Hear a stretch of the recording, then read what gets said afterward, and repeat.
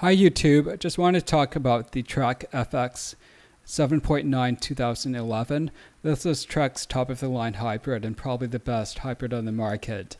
It's above Trek's own 7.7 FX and competes with models like the Specialized Cirrus Pro or the Marin Highway 1. I guess it also competes with other entry-level road bikes like the Modone 4 or 5 series. Overall, this is a fantastic bike. It's extremely quick from standstill, it accelerates extremely fast, and you can climb hills all day with this thanks to their very light and sturdy carbon fiber frame. It handles minor bumps and rough pavement very well, and I just consider that it's not an off-road bike, it's not a mountain bike, and so if you bike in rough terrain a lot, then this might not be the right one for you. It's definitely more of a road bike than it is a mountain bike, considering that it is a hybrid. Now, on good pavement, it's a pleasure to ride. It coasts effortlessly. And if you're riding with a group of people, then you can easily keep up with other road bikes. The 7.9 FX comes with single-sided clipless pedals. And so the idea here is that, if you're going out for a 100-kilometer ride on the weekend, then you can use your clipless pedal shoes.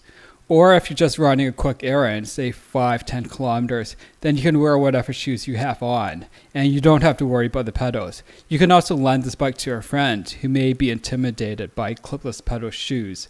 Although if you do that, then you might not get the bike back because it is quite a fantastic bike. Now, you might be wondering why this bike doesn't have disc brakes, since it is fairly expensive. Well, basically, you don't need disc brakes for this type of bike, and there's a type of biking scenarios that you'll put this through. Disc brakes were introduced for mountain bikes, where it's going to pick up the rim of the wheel. It's going to pick up a lot of dirt, water, and mud, and this reduces braking power. And so if you move the brakes to the center of the wheel, you basically eliminate all of that. Disc brakes are also more powerful by nature. Now, having said all of that, these direct pull bikes are perfectly capable for this bike. They're far less complicated, and they require less maintenance. So for me, it's basically a non-issue. It wasn't even on my mind when I was looking for this type of bike. And if you notice other road bikes, they don't have disc brakes. It's not an issue at all. Also keep in mind that if you're looking to retrofit this with disc brakes, the frame may not accommodate that. And I'm not perfectly sure on that, but just keep that in mind.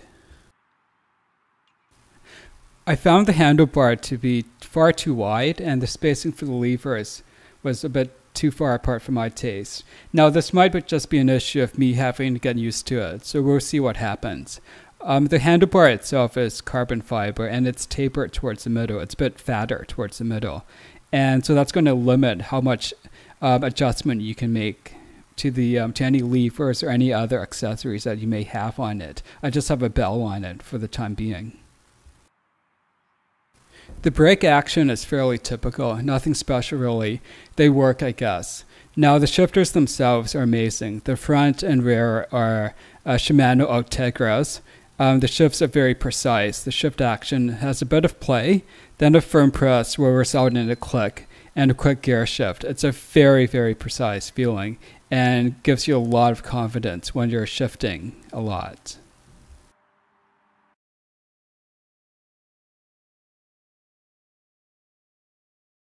The 7.7 uses the same carbon fiber seat post, carbon fiber handlebar, and carbon fiber fork as the 7.9. It has the same Shimano 105 10-speed cassette and triple crank at the front. It's got the same Bond Ranker wheels and tires, and it basically has the same direct pull brakes.